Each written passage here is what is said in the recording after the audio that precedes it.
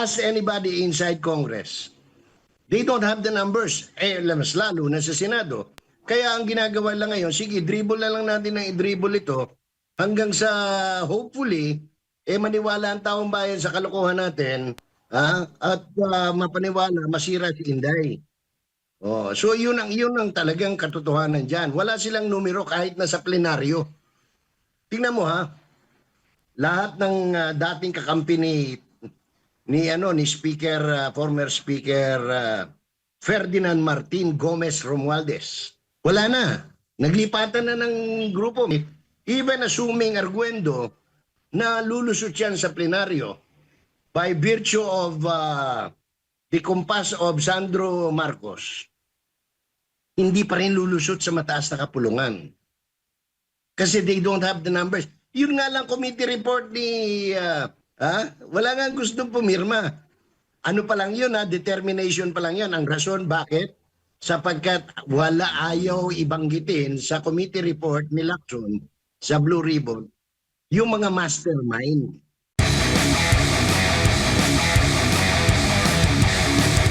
Itong nagpapatuloy pong pagdinig ng Kamara hinggil nga po dito sa impeachment complaints laban kay Vice President Sara Duterte at ilan nga po sa mga mambabatas ay pinapadalo nga itong BP Presidente sa ginagawa po nilang hearing. Kayo hubay pabor doon sa panawagan ng mga ilang kongresista? At talagang hindi hinto ng panawagan yung mga maleta beneficiaries. Gusto nila talagang mag-attend si Vice President Sara Duterte kasi yun naman talaga ang pakay nila na pag umattend, ipapahiya nila ng gusto. Masyado ng bistado yung bulletin nila para hindi maintindihan ng pangalawang Pangulo yung kanilang anong tawag ito? Masamang layunin. Pero sa tingin po ninyo, obligasyon ba ng Vice Presidente na dumalo o karapatan niyang hindi umiwas nga po dito sa ginagawang pagdinig? Alam mo, sabi na nga nila, mini trial. So kung mini trial yan, siyempre may mga legal strategies din yung kanilang isinasakdal.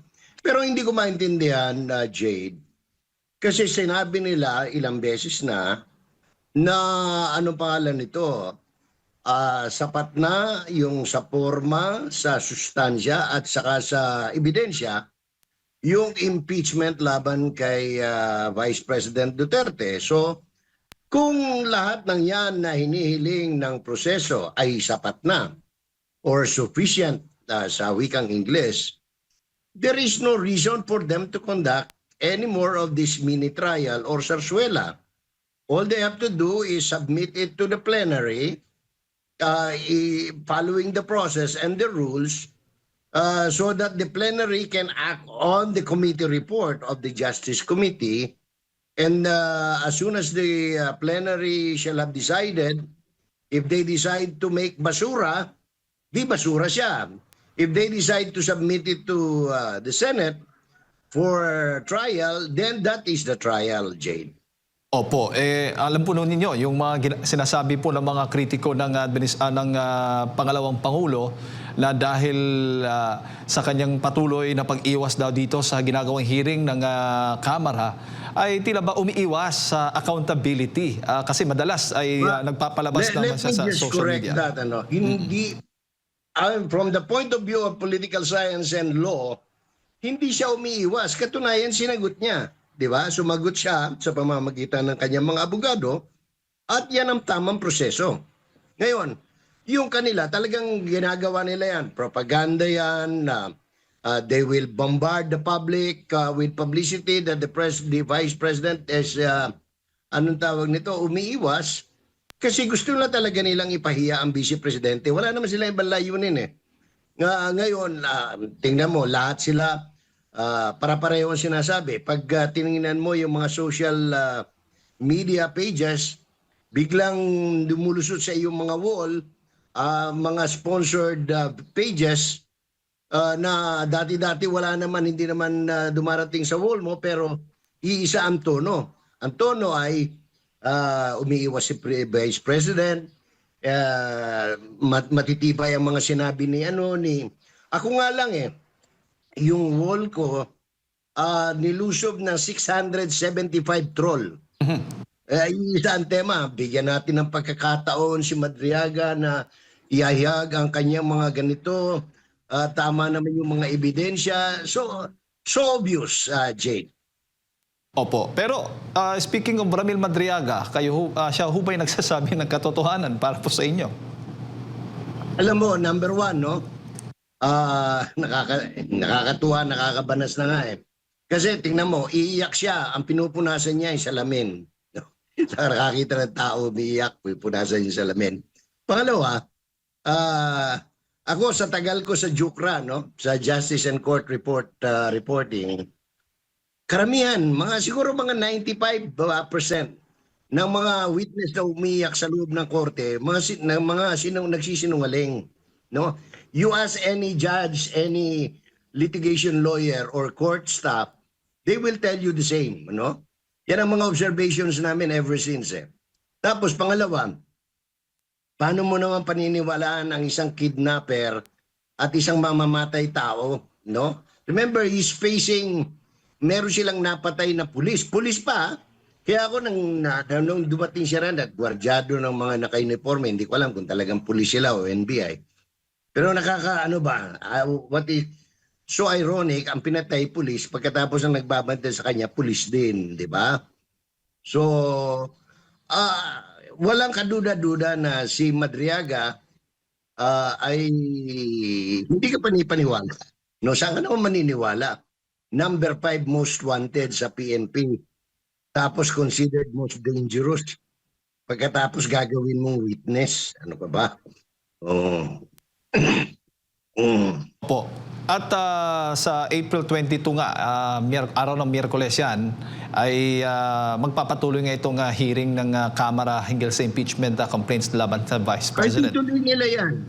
Pero itutuloy nila yan kasi yun naman ang kanilang bakay talaga na tuloy-tuloy lang yung vilification campaign because they don't have an evidence mismo nanggaling na yan kay Congressman kay Pastor Abante, no? Kay Benny Abante, na ang talagang pakay lang nila is makapamingwit ng ebidensya. Dahil wala nga silang ebidensya.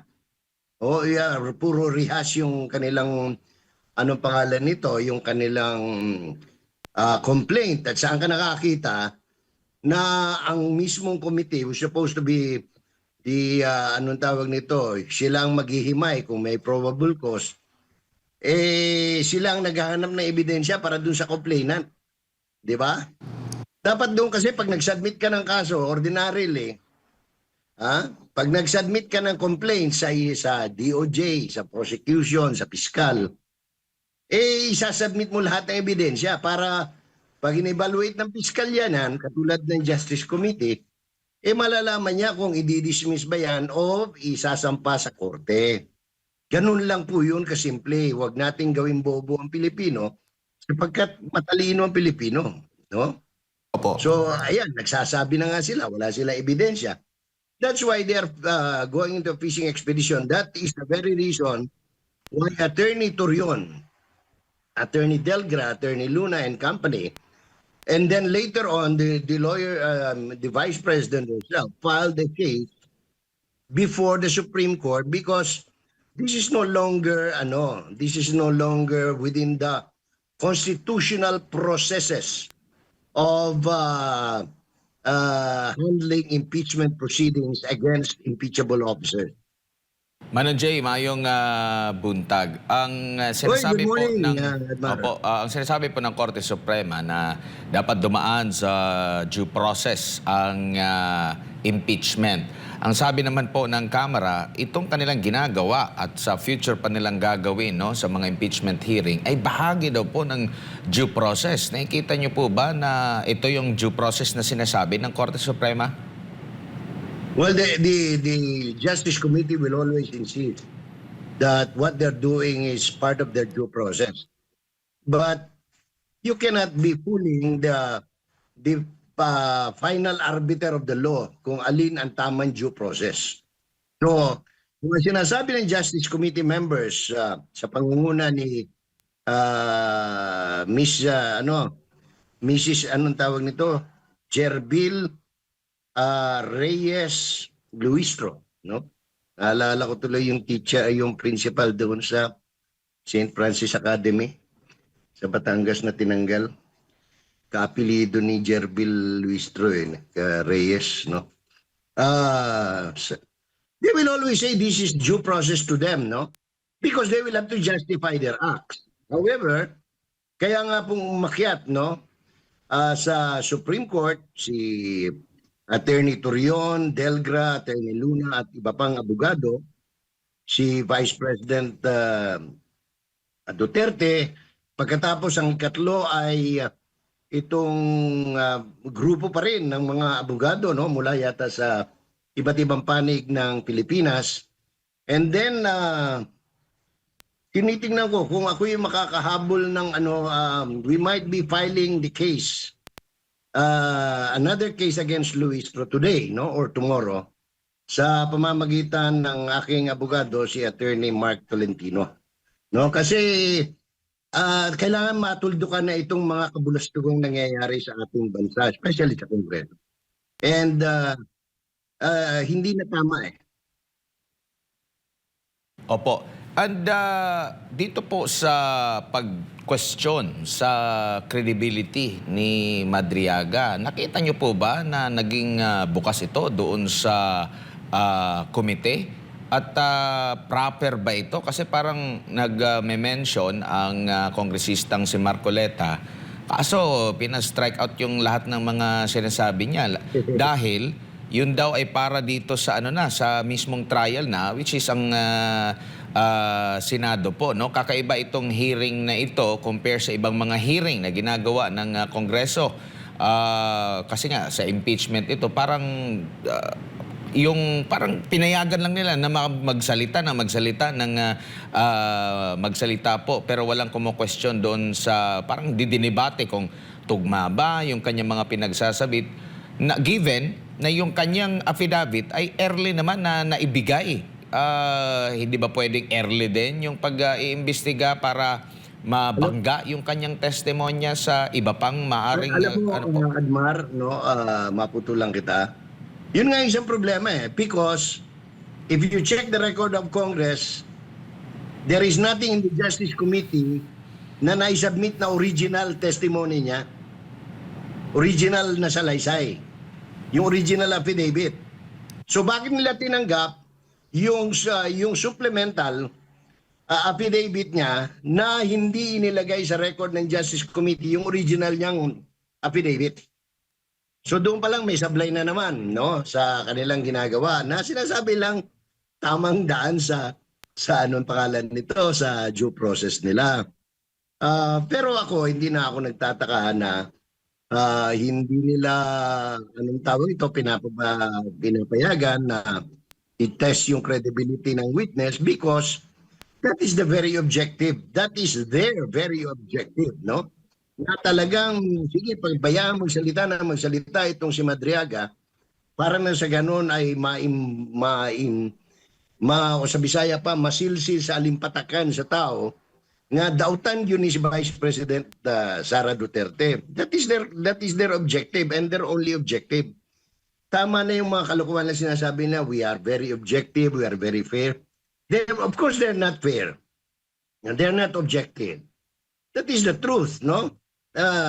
Yan ang mga nagdudumilat na katotohanan. Pangalawa, tingnan mo na lang yung ngayon, unti-unti nilang nilalabas kung ano-anong mga sila na nagpapaliwanag doon sa mga kapalpakan sa testimony ni Madriaga, pati yung motor.